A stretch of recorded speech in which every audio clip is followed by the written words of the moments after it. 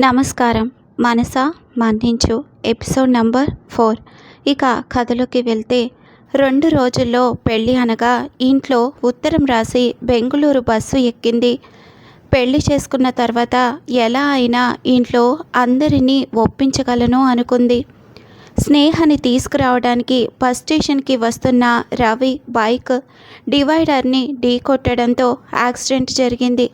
పెద్ద ప్రమాదం కాకపోయినా కాలికి మల్టిపుల్ ఫ్రాక్చర్ అవ్వడంతో రెస్ట్లో ఉండాల్సి రావడంతో తెలిసిన స్నేహితులు రవి పేరెంట్స్కి కాల్ చేశారు. వారితో పాటు అతని భార్య కూడా బెంగుళూరుకు చేరుకుంది.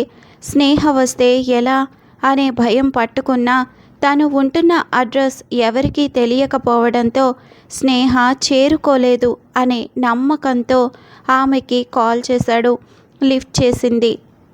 భయంగా, బంగారం ఎక్కడా అన్నాడు. 20 నిమిషాలు రవి, బస్టాండ్ దగ్గరలోనే ఉందట అంది. జాగ్రత్తలు చెప్పి ఇక్కడే ఉన్నాను అని అబద్ధం చెప్పాడు. నమ్మింది. తను కాల్ కట్ చేసి రవితో కొత్త జీవితం ఊహించుకుంటూ గడిపింది. మరొక వైపు రాత్రి నుండి కనిపించని స్నేహ కోసం కంగారు పడుతూ మనసు కీడు శంకిస్తుంటే భయంగా చూస్తున్నాడు సుధాకర్. వారి సైడ్ బంధువుల కాల్ లిస్ట్ అన్నీ బ్లాక్ చేసి పెట్టుకున్న స్నేహ ఖచ్చితంగా ప్రేమించిన వాడి దగ్గరికి వెళ్ళి ఉంటుందని అర్థమవుతుంటే భారంగా ఊపిరి పీల్చుతూ, ఎందుకు ఇలా చేశావు బంగారం? ఇప్పుడు ఊర్లో నా పరువు ఏమి అవ్వాలి అనుకుంటూ సునైనిని పిలిచి అక్క స్నేహితుల నంబర్స్ ఉంటే చెప్పమన్నాడు. దివ్య అక్క నంబర్ మాత్రమే ఉందని ఇచ్చింది. ఆతృతగా ఆమెకు ఫోన్ చేశాడు సుధాకర్. లిఫ్ట్ చేసి ఎవరు అంది. స్నేహ వాళ్ళ నాన్నని మాట్లాడుతున్నాను తల్లి, నీతో మాట్లాడాలమ్మా అన్నాడు. ఒకవైపు స్నేహ విషయంలో ఏం జరిగిందోనని కంగారు పట్టుకున్నా, మరోవైపు పెద్దవారు మాట్లాడాలి అని అనుకొని కాదనలేక చెప్పండి అంకుల్ అంది. విషయం చెప్పాడు.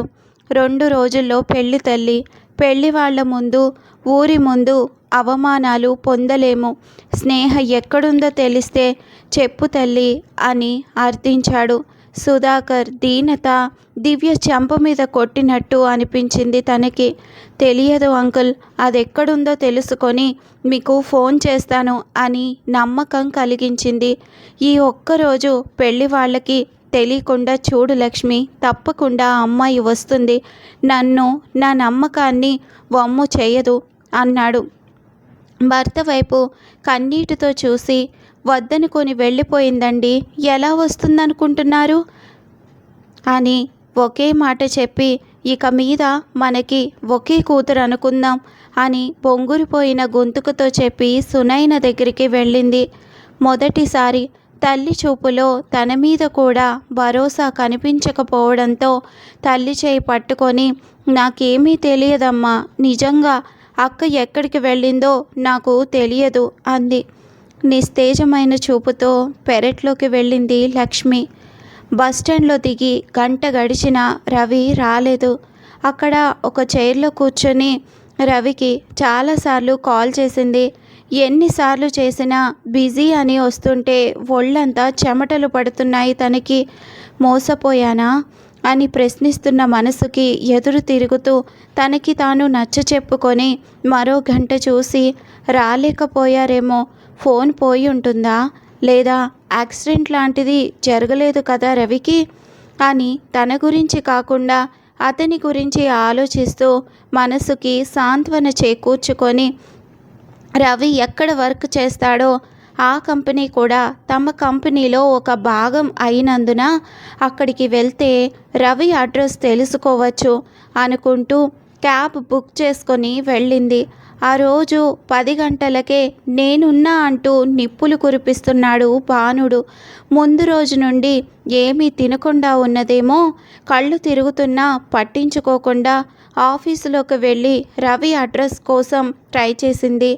2 గంటలు వెతికిన తర్వాత స్నేహ ఉన్న పరిస్థితి చూసిన ఒక పెద్దాయన ఆమెకు కావలసిన అడ్రస్ చేరవేశాడు. ఆయనకి కృతజ్ఞతలు చెప్పి అడ్రస్ పట్టుకొని బయలుదేరింది. కొత్త ప్రాంతం అవడం వల్ల తాను రవి అడ్రస్కి చేరుకునేసరికి 2 గంటల పైనే పట్టింది. అతనున్న అపార్ట్మెంట్కి చేరుకున్న స్నేహకి తాళం వేసిన గది వెక్కిరిస్తుంటే భయం, నిస్సహాయతతో డోర్ ముందే నిల్చొని మళ్ళీ ఫోన్ చేసింది అతనికి. అదే నిశ్శబ్దం మళ్ళీ. అంతలోనే అపార్ట్మెంట్ గేటు దగ్గర కారు ఆగిన సౌండ్. అందులో నుండి రవి మరొక ఆసరాతో దిగడం గమనిస్తూ సంతోషంగా కిందకు పరిగెత్తిన స్నేహ ఆనందానికి అడ్డు వస్తూ మెడలో ఇంకా మెరుపు తగ్గని పసుపు తాడుతో రవి భుజానికి ఆసరా ఇస్తూ తనని నడిపిస్తున్న అమ్మాయిని చూస్తూ అడుగులు ఆగిపోయాయి. తల్లికి, చెల్లికి, భార్యకి ఉండే సహజమైన తేడా కనిపెట్టలేనంత మూర్ఖురాలు కాదు తను. అప్రయత్నంగా పైకి చూసిన రవి అక్కడ స్నేహని చూడగానే ఒక్కసారిగా ఆశ్చర్యపోయాడు. విపరీతమైన భయం అతని కళ్ళల్లో కనిపిస్తుంది. కన్నీళ్లు తుడుచుకొని వస్తున్న వాళ్ళని చూస్తుంది స్నేహ. ఎర్రగా అయిన ఆమె కళ్ళల్లోకి చూడలేక రూమ్లోకి వెళ్తున్న వాళ్ళకి అడ్డుపడుతూ, ఆగండి, కొత్త జంటకి దిష్టి తీశాక లోనికి రావచ్చు అని తల్లి అనడంతో ఆగిపోయాడు. ఇద్దరిని అలా చూసిన స్నేహకి కాళ్ళ కింద భూమి కంపిస్తున్నట్లు అనిపిస్తే ఆమె వైపు చూడలేని రవి మొహాన్ని ఇబ్బందిగా పెట్టుకొని లోనికి వెళ్ళాడు. ఎంత సులభంగా అతని చేతిలో మోసపోయిందో అర్థమైంది స్నేహకి. పిచ్చి పట్టినట్టుగా అవుతుంటే ఎటు వెళ్ళాలో తెలియని స్థితిలో బయటకు వచ్చేసింది. అదే సమయంలో దివ్య దగ్గర నుండి ఫోన్ రాగానే లిఫ్ట్ చేసి కుక్క పెట్టి ఏడుస్తున్న స్నేహ పరిస్థితి తెలుసుకున్న దివ్యకి కూడా మనసంతా భారంగా మారింది. పెళ్ళి అయినవాడు ఇంత దారుణంగా ఎలా మోసం చేశాడో అర్థం అవ్వలేదు ఆమెకి. జరిగిందేదో జరిగిపోయింది స్నేహ. నువ్వు తొందరగా హైదరాబాద్ వచ్చే. మీ నాన్నగారు నీకోసం కంగారు పడుతున్నారు. ఆయన ఇదంతా క్షమిస్తారు. నీకోసం మీ నాన్న చూసిన సంబంధమే సరైనదేమోనే. నీ జీవితంలో ఎలాగో మోసపోయావు. గుట్టు చప్పుడు కాకుండా ఇంటికి వచ్చే స్నేహ. కనీసం మీ నాన్న పరువైనా కాపాడిన వాళ్ళం అవుతాం అని హితబోధ చేసింది. వినాలి అనిపించలేదు తనకి. చచ్చిపోవాలి అనుకుంది. కొద్ది దూరంలో కనిపిస్తున్న బ్రిడ్జ్ దగ్గరికి వెళ్ళిన తనకి ధైర్యం సరిపోలేదు. నీళ్ల వైపు చూడగానే వెన్నులో వణుకు పుట్టింది.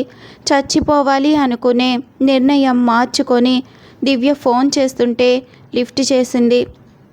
నేను వస్తున్నట్టు నాన్నకి చెప్పొద్దు దివ్య అంది. ఎందుకు? కానీ అంకుల్ చాలా మంచివారు స్నేహ, నిన్ను అర్థం చేసుకుంటారు అని చెప్పింది. ఆయన నమ్మకాన్ని కోల్పోయాను. తప్పు చేశాను. నన్ను క్షమించమని అడిగే అర్హత కూడా నాకు లేదు దివ్య. కొంత సమయం ఇవ్వు నాకు అంది దివ్యతో బ్రతిమిలాడుతూ. ఇప్పుడు స్నేహ ఉన్న పరిస్థితిలో అది కూడా నిజమే అనిపించింది దివ్యకి. సరే రా అని కట్ చేసింది. స్నేహ తన మనసులో గూడు కట్టుకున్న సంఘర్షణ తగ్గకుండానే హైదరాబాద్ బస్సు ఎక్కింది. ఆకలిని జయించిన వేదనతో కళ్ళు మూసుకున్న తను అదే రోజు సాయంత్రానికి హైదరాబాద్ బస్టాండ్లో అడుగుపెట్టింది. స్నేహ అంతులేని సంఘర్షణ మధ్య దివ్యని చూస్తూ గట్టిగా హత్తుకుంది.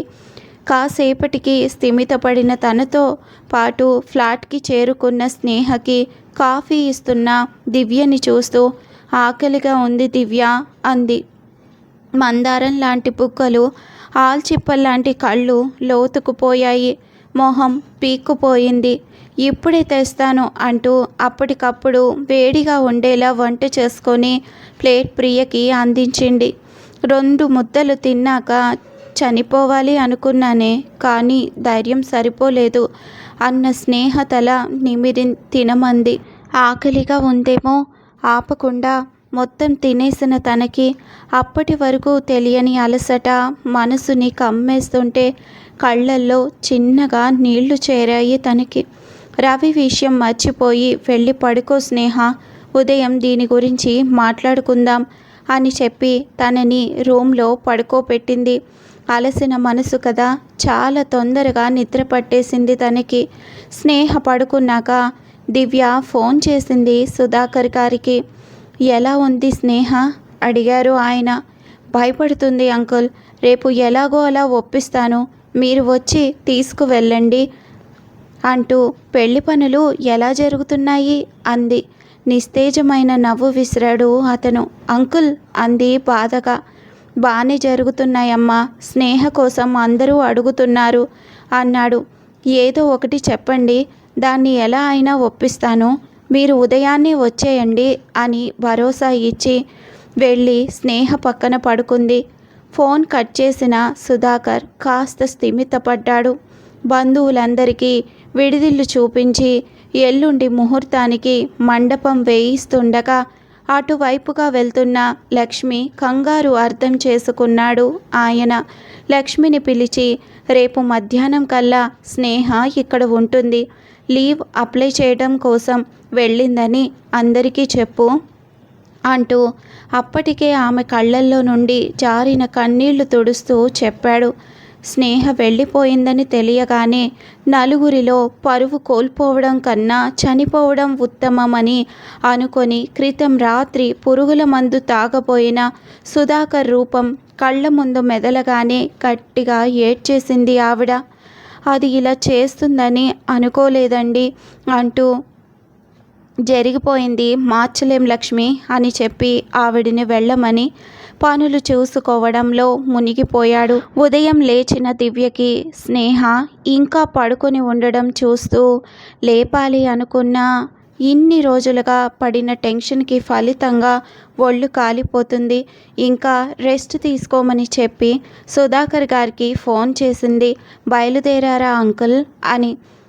అటు నుండి సుధాకర్ చెప్పింది వింటూనే ఇటువైపు డోర్ సౌండ్ అవుతుంటే, అలాగే అంకుల్ అంది. జాగ్రత్త దివ్య, అబ్బాయికి అనుమానం రానివ్వకమ్మా అన్నాడు బేలగా. అయ్యో అంకుల్, మీరింతలా చెప్పాలా? ఒక విధంగా తప్పు నాది కూడా. అది రవి గురించి చెప్పినప్పుడే నేను దానికి సపోర్ట్ చేయకుండా మీ గురించే ఆలోచించి ఉంటే బాగుండేది. 2 రోజుల్లో పెళ్లి పెట్టుకొని కూతురు ఇంట్లో నుండి వెళ్ళిపోతే ఆ వేదన అనుభవించడం ఎవరి వల్ల కాదు అంకుల్. అందుకు కారణం ఒక రకంగా నేను కూడా. స్నేహతో పాటు వీలైతే నన్ను కూడా క్షమించండి అంది నిజాయితీగా. ఆయన చిన్నగా నవ్వి ఫోన్ కట్ చేశాడు. దివ్య వెళ్ళి డోర్ తీసింది. ఎదురుగా ఒక అబ్బాయి. చూడగానే పెళ్లి కళ తెలిసిపోతోంది అతనిలో. అదేంటో మరి. నేను వరుణ్, చిత్ర ఫ్రెండ్ మీరే కదా అడిగాడు. డిగ్నిటీగా ఉన్న ఆ మనిషి మంచి స్వరం, సూటిగా చూస్తున్న కళ్ళు దివ్యకి మంచి ఇంప్రెషన్ కలిగించాయి అతనిపై. హా, లోనికి రండి అని తీసుకెళ్లిన తనని అడిగాడు స్నేహ కోసం. ఫీవర్గా ఉంది అని పడుకుంది, మీరు కూర్చోండి నేను పిలుస్తాను అంటూ ముందుగా కాఫీ తేవడానికి కిచెన్లోకి వెళ్ళింది దివ్య. మరేం పర్వాలేదు, ఫార్మాలిటీ అవసరం లేదు అంటూ స్నేహ ఉన్న రూమ్ వైపు వెళ్ళాడు వరుణ్. మరి రానున్న ఎపిసోడ్స్లో వరుణ్ దివ్యని యాక్సెప్ట్ చేసి పెళ్లి చేసుకున్నాడో లేదో తెలుసుకోవాలి అనుకుంటే సబ్స్క్రైబ్ చేసుకోగలరు.